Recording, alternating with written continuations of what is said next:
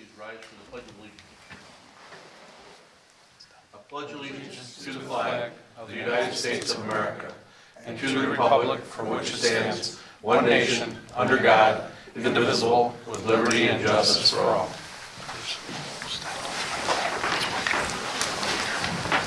Roll call, please. Boyce? Here. Martin? Dole? Here. Crockett? Here. Geske? Here. Phillips? Here. We have a quorum. Tonight, as always, we begin with the approval of our minutes. We have our minutes from a public hearing that was held on March 18th, as well as the minutes from our regular board meeting from March 18th. The minutes have been included in everyone's packet. Hopefully, everyone has had the opportunity to review them. Are there any changes, additions, deletions, corrections? Seeing none, I'd accept a motion to waive the reading of the minutes and approve them as presented by the clerk. Make that motion. Motion by Dole, second by Phillips. Roll call. Dole? Yes. Phillips? Yes. Boyce? Yes. Crockett? Yes. Geske? Yes. Motion carries. Public participation, is there anyone that signed up to address the board? No one this evening. Nothing. Village President's report. Just one item that I have tonight. We've been asked to read this proclamation for April 2019. April is Child Abuse Prevention Month. This proclamation declares April 2019 as Child Abuse Prevention Month. Whereas preventing child abuse and neglect is a community problem that depends on involvement among people throughout the community. Whereas we all have a responsibility as individuals, neighbors, community members, and citizens of the village of Manteno. And whereas safe and healthy childhoods produce confident and successful adults. And whereas child abuse and neglect often occurs when people find themselves in stress situations without community resources and don't know how to cope.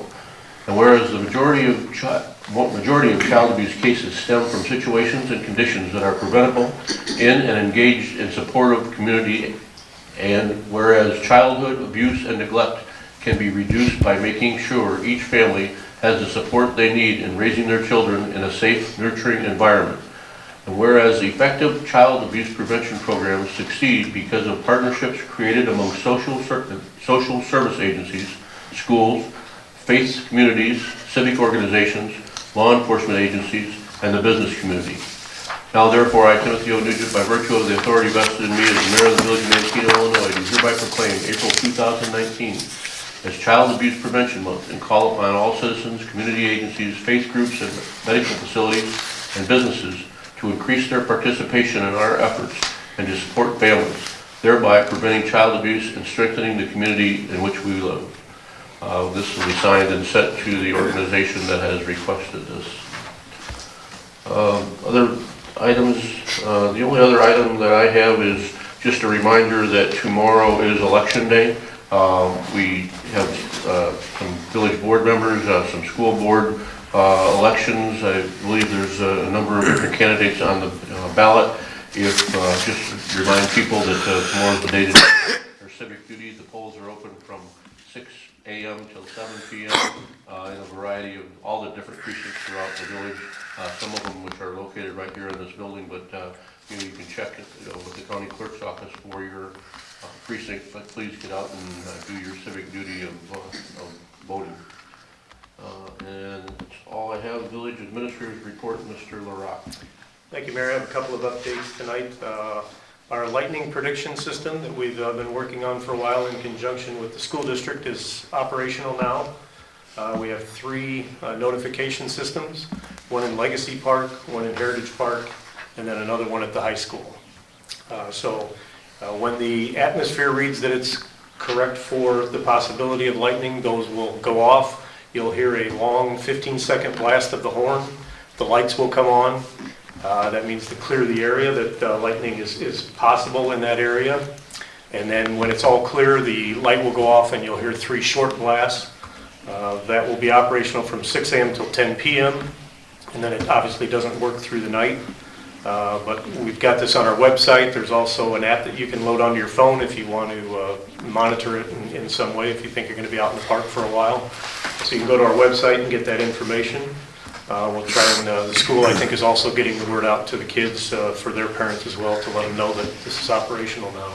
So Are there signs at the parks telling people what the app is or how to, where they can go to get the information? We got signs, but they don't say anything about the app sign. I can work on that as well, but. Yeah, if we could post something, because I mean, people are going to show up at the parks for the baseball, especially, you know, even people that aren't here only for 1 or 2 games or something, and see the system. We did this in conjunction with the school district because we got requested by not only the baseball program, softball program, soccer program, because a lot of parents were at games during the course of the year, and you know, some would be looking at their phones and, you know, be getting certain alerts, so, you know, about from some weather channels, and other ones weren't given alerts, and we tried to come up with some type of uniform alert system where the coaches would know when to call games or when to, you know, sound the alarm or not. And so worked with the school district and had a great relationship with them. They have basically the headquarters for this, or the head for this system is at the high school, correct? Correct. And then the 2 parks are satellites, all running from the high school. So you can work for the high school's programs as well as our park programs. And like I say, it won't go off during the night, so it shouldn't be keeping people awake, but it should be a great addition, and hopefully it'll make everybody safe when they're at the park for all the different events. Yeah, and this is unique in that it's a prediction system, not a detection. So even though you haven't seen lightning, that warning signs might go off, and it just means that it's possible. So still should clear the area when that's going.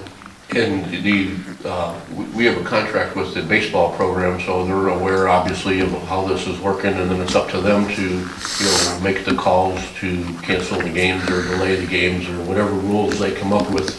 We're just providing the system for them. They're the ones that are going to be the ones to, you know, obviously administer the system that, you know, and call the games. So. Yeah. I mean, the nice part is all the parks, the main parks in town and the school are under that same system. So once everybody gets familiar with it, you know, we've got continuity through the whole town. So second thing I have is the brush route will be starting up next week. We have the town divided into 2 different routes, the north route, which is north of Division and west of the railroad tracks. That gets picked up the 1st and 3rd week, full week of the month.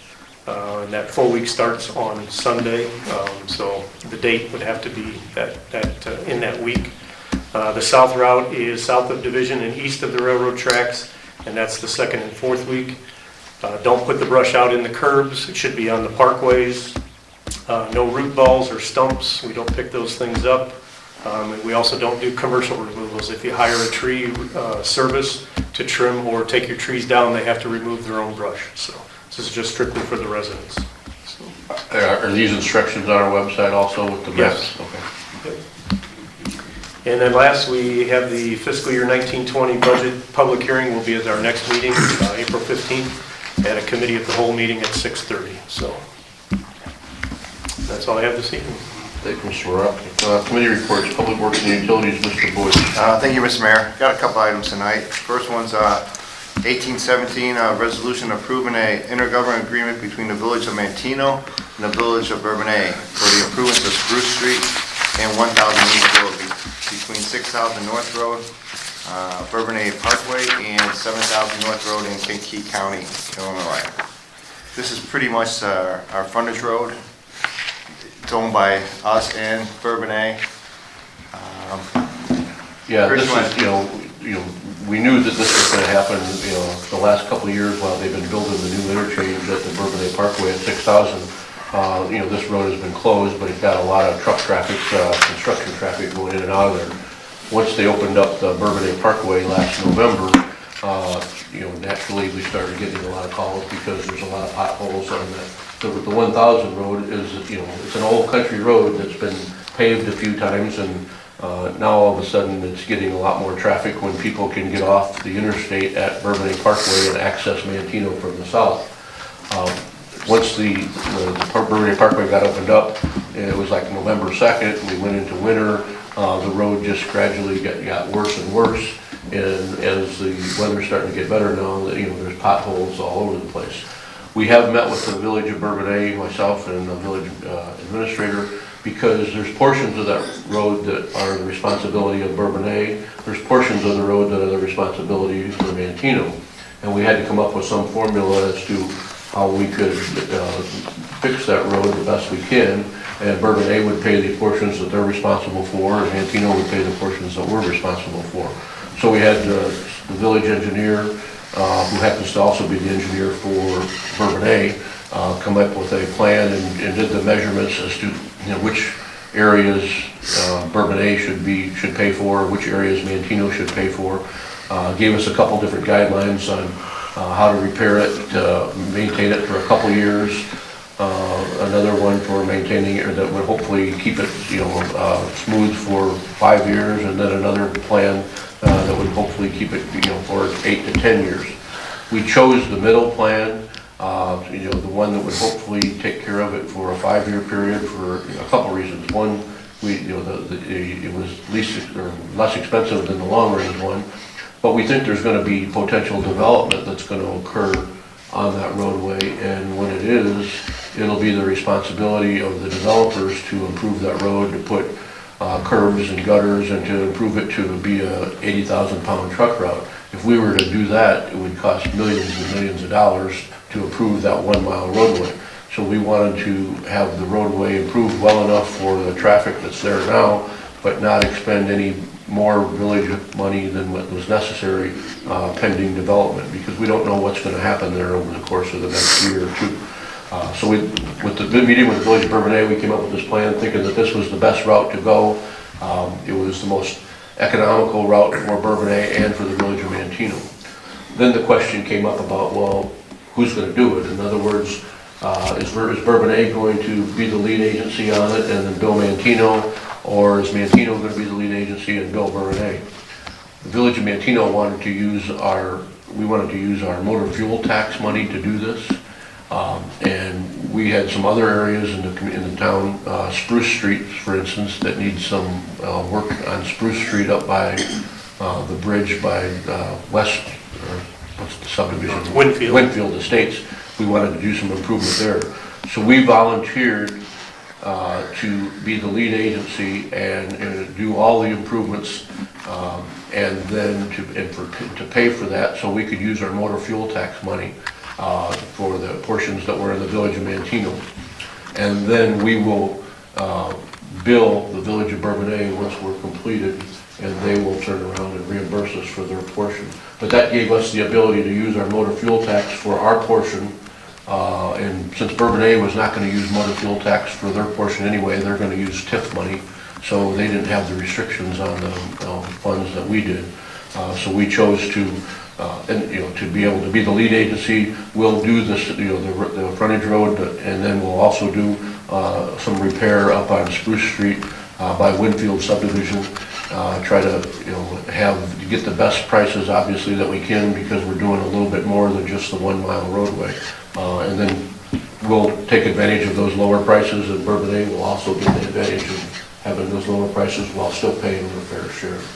So it's kind of a long-winded approach to why it's, this is it's something that's, it's great to have the intergovernmental agreement. Bourbon A was very easy to work with. We tried to do the same, but we also heard the comments from the people that travel that road that something needs to be done, and we knew that, and we're going to try to get it done as soon as possible. And then, I know, Jeff, the motor fuel tax process, if we start this, we approve this tonight, we talking 30 days, 60 days, 90 days, or something like this? We're probably closer to 60 by the time 60 days, you bid it and you go through the process with IDOT. That'll get us through, probably to June or July. We're hoping that we'll be able to have this process out for bid and completed. So, bear with us for a couple more months, but we're going through the processes as fast as we can. Bourbon A also has this on their agenda for tonight's meeting, and hopefully we'll be approving this on their part. So we should be moving forward after tonight's meeting. Couldn't have said it any better. Maybe short. My next item is Resolution 1818, a resolution for the maintenance under the Illinois Highway Code. The mayor just touched on it. This allows us to use MFT money to help fund the project. My last item is I got my Public Works meeting on 4/23 at 7 a.m. at the Village Hall Conference Room. That's it. Thanks, Mr. Boyce. Park and Recreation, Mr. Martin is not here tonight. The only item that he has on the agenda is his Park and Recreation Commission meeting, which is scheduled for April 17th at 7 p.m. in the village boardroom. Public Safety and Health, Mrs. Dole. Thank you, Mayor. I don't have any action items on the agenda tonight. My next public safety meeting will be Wednesday, April 10th at 7 a.m. at the Village Hall Conference Room. Had a couple of safety tips. The police have received several complaints recently about dogs off of leashes or running at large. Remember, according to Village Code, an animal is deemed to be running at large when it is on any street, alley, sidewalk, or other public place, or on any private property without the permission of the property owner and is not either securely leashed or confined in an automobile. You are also responsible for cleaning up after your dog at any time when not on your own property. Finally, if your dog is on your property and not on a leash and runs after and attacks a person or other dog walking on the sidewalk or on any other property, the owner could be held responsible. Violations could result in fines up to $300. Also wanted to talk a little bit about, in the past week, 3 state troopers have lost their lives on the interstate when drivers did not acknowledge the flashing lights and change lanes or slow down to avoid an accident. This is the first time in 66 years the Illinois State Police has lost 3 state troopers in 1 year, and it's only March. The move over law, Scott's Law, mandates that when approaching any police or emergency vehicle stopped along the roadway, you must proceed with due caution, change lanes if possible, and reduce your speed. An authorized emergency vehicle under Scott's Law includes any vehicle authorized by law to be equipped with oscillating, rotating, or flashing lights under Section 12-215 of this code, while the owner or the operator of the vehicle is engaged in his or her official duties. Please be aware of your surroundings and keep your eyes on the road. Move over if you see lights flashing ahead. You could save a life. And that's all I have. Thank you, Mrs. Dole. Planning and zoning, Mr. Crockett. Thank you, Mayor. Nothing on the agenda this evening. We do have a planning and zoning committee meeting scheduled for April the 23rd at the Village Hall Conference Room. That's at 7 a.m. And then there is a planning commission meeting scheduled for April the 9th, 6 p.m. here in the Village Boardroom. And that's all I have for this evening. Thank you, Mr. Crockett. Finance, Mr. Geske. Thank you, Mayor. I have a couple items this evening. Motion to award the contract for demolition of 315 North Locust Street to Holland Asphalt Inc. of South Holland, Illinois for a cost not to exceed $26,500. They were the low bidder on this. Next item is Resolution 1816, a resolution of the Village of Manteno receiving and placing on file the preliminary budget for the fiscal year of May 2019 through April 30th, 2020.